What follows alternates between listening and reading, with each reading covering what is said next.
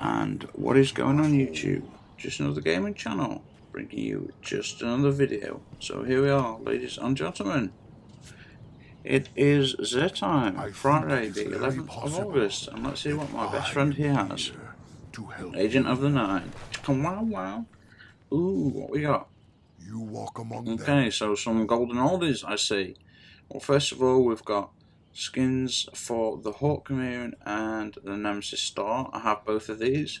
This skin is basically Hawk Moon and Carrion. It's blood trails, entrails and things everywhere. It's pretty cool. Not bad at all. This is the Nemesis Star one. There's two. One's pure red and one's pure black, and this is the black one, and they're very, very nice. So let's go on to what he's got on offer to sale now. The ACD 0 feedback fence. I can't show you unfortunately because I'm a warlock. These are great. These are arms that basically are great for PvP. I mean, they're good for PvE. I suppose they're good for PvE if it was Arcburn, but for PvP, you know, amount of times you're getting close with a quick shot or double fist punch. Well, with this, you're always on a winner because it increases melee attack speed. It's got which is what you need with these fists. But basically, anyone who takes anyone who hits you who does a melee attack from you, you will give them damage. So taking damage from you deals an AoE effect of electricity, and it's been plenty to finish people off. You know, if they do a bit of shooting, punch you, and want to come in for a second punch to finish you off, like you know what it's like, shotgun runners and all this. Like, they'll not quite finish off, they'll go for a punch. Now, if you've done enough damage to them with your punch, or if you've done enough damage with like a spray of an assault rifle or something, you know, they come in for a punch, boom, take themselves out. Or you know, you've always got that extra attack speed just in case they haven't. So as you know, as an older one, it's not used much anymore. I think it's one of those that's underrated, but it is actually a really, really good piece. We've got the Mask of the Third Man. Basically, Arc Blade attack uses less energy. What's interesting about this is that if you combine this with the perk on the Hunter that actually extends your time, well, it really is amazing. You combine that perk with this, and you got the entire. Like, if you had the entire team there, you could easily take them out, and you probably have you'd still come close to looking like you've got full super energy again. If you could respawn and take them all out again, that's how good this actually is. It's you know, intellect and strength based. We've got increased super energy gained from killing minions of darkness, which is always good, and increased super energy from killing them with you know, stuff like special weapons, you know, shotguns and fusion rifles, and of course bonus grenade energy orb on pickup.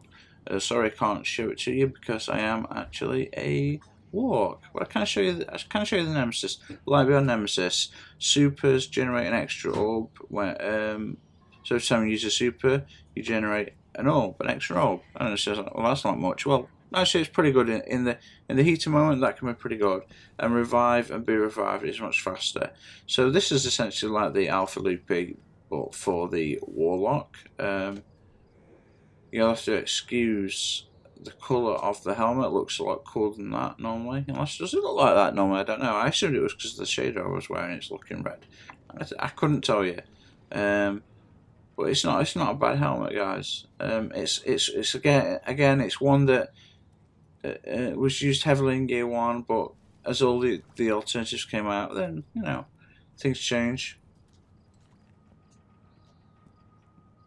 Of course, the infamous Telesto, probably one of the most underrated and best weapons in the game. Used it on the Nightfall and on the strikes this week for the Void Burn.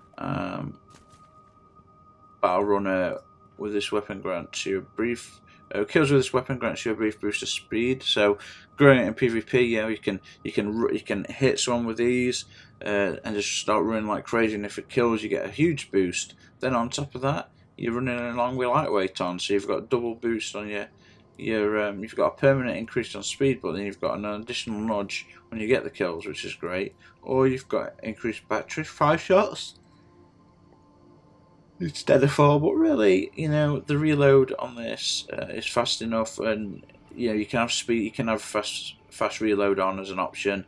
But I advise probably going with lightweight and having a pair of arms that reloads fusion rifles fast. Although having that extra one shot, can come in handy.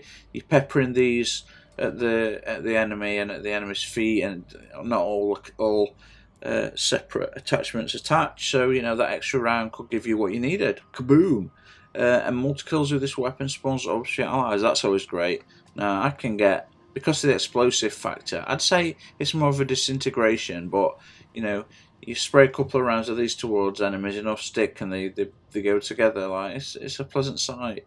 Pure white as is a nice, very nice colour, but the lingering vestige and the Queen's Command are nice. Particularly the lingering vestige, I do believe it is. It's a continuous rotating blue with orbs of light, I could say, there, spinning and swimming and just slowly trolling through. Looks beautiful. And of course we've got the usual drives to transform the green and the white center in blues into legendaries and top up the speed. And we have your usual ammo and strange coin, your 3 coins. Of course, grass needles for changing any of the perks of the armor of the exotics.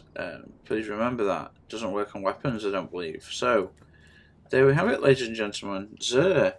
There are only a few more of him left. Destiny 2 is less than a month away, and I can't wait to join you all when that happens. So thank you very much for listening, and I hope you have a great weekend. So cheers.